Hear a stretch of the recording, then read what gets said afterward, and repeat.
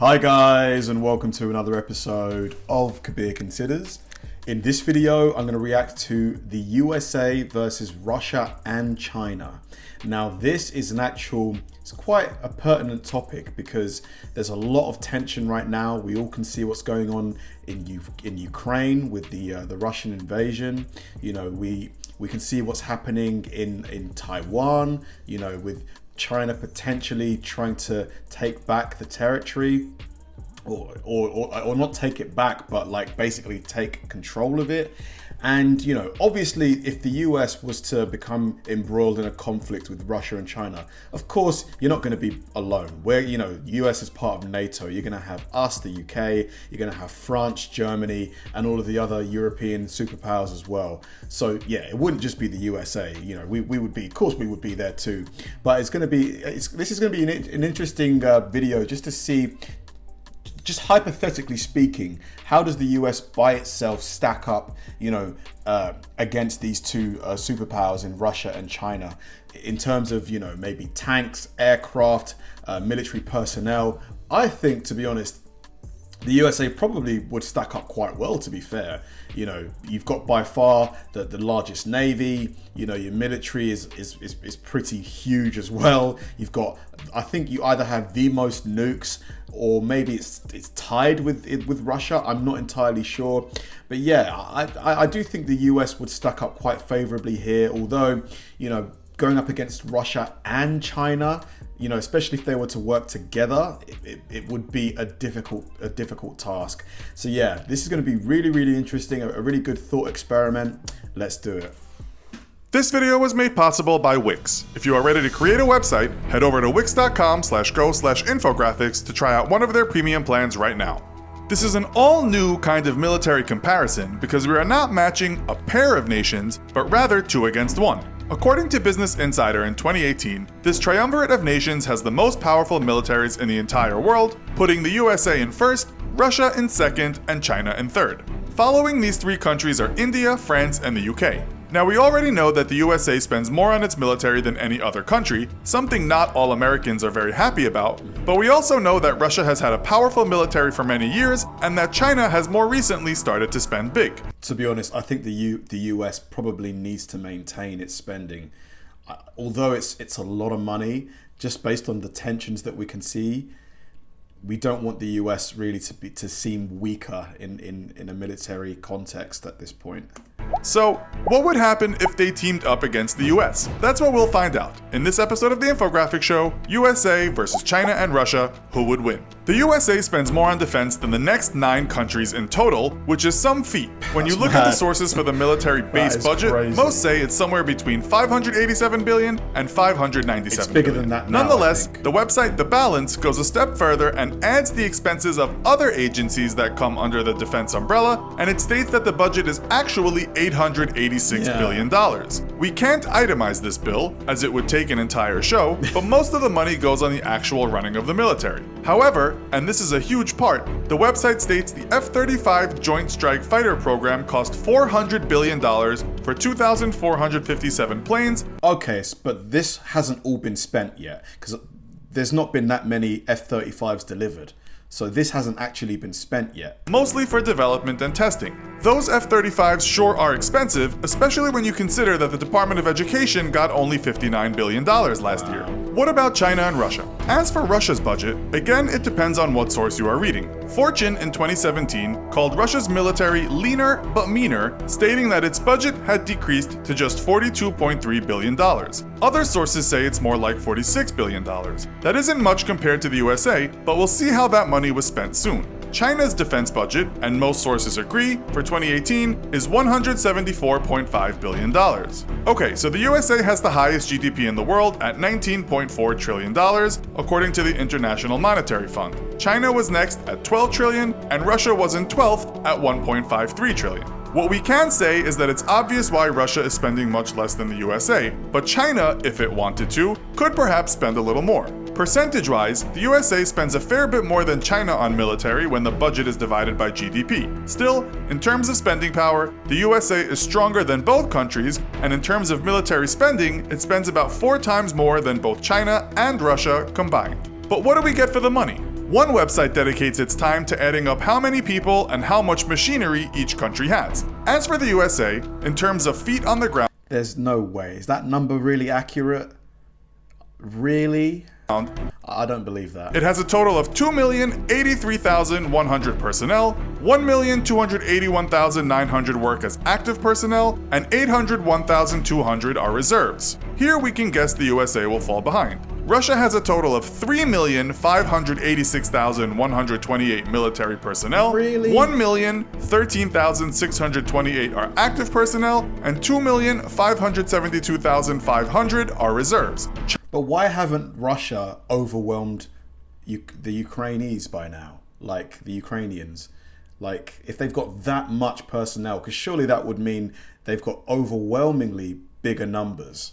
China has a total of 2,693,000 military personnel, 2,183,000 are active personnel, and 510,000 are reserves. What this means is that Russia and China together have about a 3 times larger military in terms of manpower than the USA. When it comes to people needed to fight, one thing to bear in mind is training, but when it comes to war, one of the things you have to think about is who would fight and sacrifice themselves. Perhaps the most war-torn nation is Russia, having suffered in the world wars so much. But then the US has been at war or secretly involved in military operations almost since the Second World War. China's military is largely untested, but one should ask if China's regime would be better able than the US government at summoning its people to fight.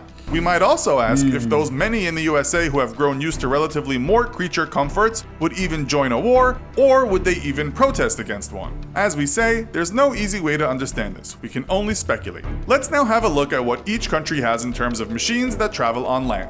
The USA has in total 5,884 battle tanks, Wow. 38,822 armored fighting vehicles, 950 self-propelled artillery, 795 towed artillery, and 1,197 rocket projectors. Russia has 20,300 battle tanks, 27,400 armored fighting vehicles, 5,970 self-propelled artillery, But how many of these 20,000 tanks can actually be used and are still fit for purpose? Because I heard that a lot of their tanks are they're kind of ancient, they're kind of a bit decrepit. 4,466 towed artillery, and 3,816 rocket projectors. China has 7,716 battle tanks, 9,000 armored fighting vehicles, 2,000 self-propelled artillery, 6,246 towed artillery, and 2,050 rocket projectors. As you can see, the USA has far fewer machines here, but it does have the M1 Abrams tank, which is regarded as one of the best in the world. Much of Russia's fleet is old, but its T-90 is good, and its newer Armata super tank is also regarded as a mean machine and perhaps the best in the world.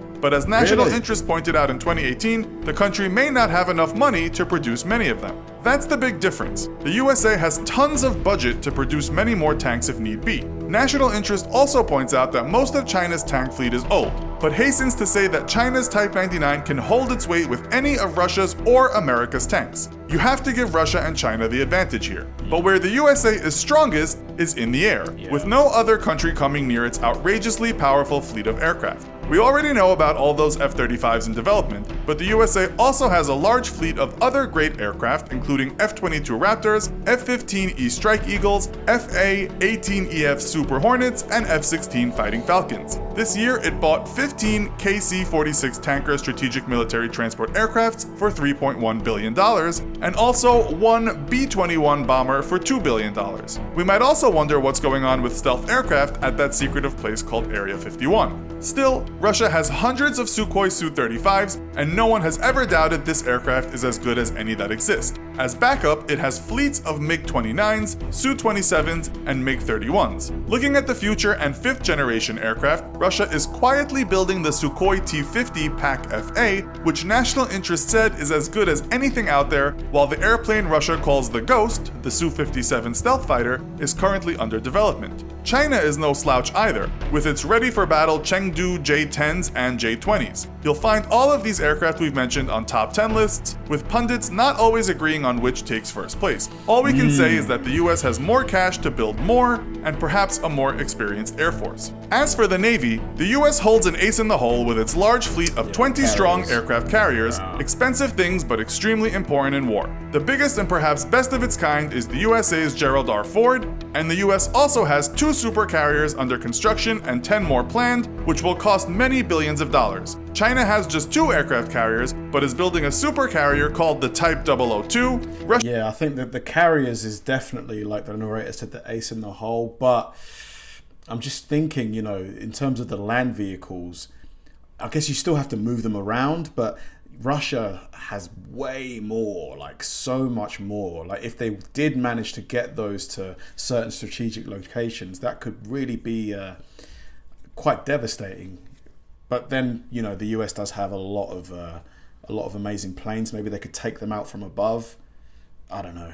Russia has 1 fairly old aircraft carrier, not quite up to speed with China and America. The US also has 10 frigates, 65 destroyers, so more to come this year, 0 corvettes, 66 submarines, 13 patrol craft, and 11 mine warfare vessels. China has 50 frigates, 29 destroyers, 39 corvettes, 73 submarines, 220 patrol craft, and 29 mine warfare vessels. Russia has 9 frigates, 13 destroyers, 78 corvettes, 62 submarines, 41 patrol craft, and 47 mine warfare vessels. Not surprisingly, if you look at any top 10 lists, the best navies in the world usually go something like 3rd Russia, 2nd China, and 1st USA. Only global firepower puts China ahead of the USA, but it's only adding up the number of vessels. Still, you can find articles on the web stating that China is catching up to the USA, so if we add Russia to China, well, that's a formidable force. We could talk about nuclear weapons, but we all know most of those are split between Russia and the USA. China has some, but no one knows how many exactly. We could also wonder if any country could prevent any missiles hitting in the event of a nuclear war, but it's likely it would just mean all-out destruction. So, in terms of who would win this hypothetical matchup, and let's say the USA didn't have any allies, such as its favorite big brother the UK, we'd have to say Russia and China. The USA may have the money, but both China and Russia are developing all kinds of new weapons to match any weapons in the US. On top of that, you just have so much more manpower. It would, in the end, overwhelm the USA. And speaking of teams, you need somebody you can rely on when building and hosting a website. Wix offers you true creative freedom when designing. That was a great video. Really great video. And to be honest, even though, like, based on the video, the USA doesn't necessarily come out on top, just the fact that the USA by itself could go up against number 2 and number 3 and put up a good fight, maybe winning, is amazing. You know, that's still an incredible feat.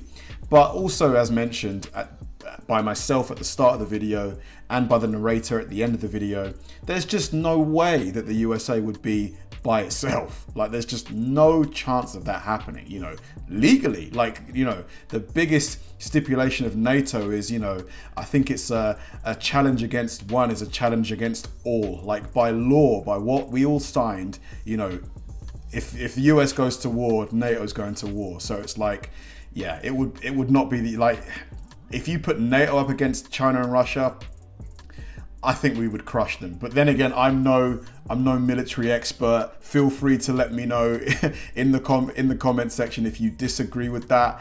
But yeah, I just think you know, not just the manpower, but the technology, the communication, you know, the Five Eyes network, you know, having the CIA and, you know, the MI5, MI6, and all of the other, you know, intelligence agencies within, you know, NATO communicating at once. It would be a force to be reckoned with. Not that they're not doing it now, but, you know, if you escalate things to a war scenario where there's kind of no holds barred, you know, seeing what NATO could do would be insane. But interesting video. Let me know if you guys agree with the thoughts of the video creator and my own. Let me know if you think things would go a bit differently. Let me know. Thanks for watching, guys, and I'll see you in the next one.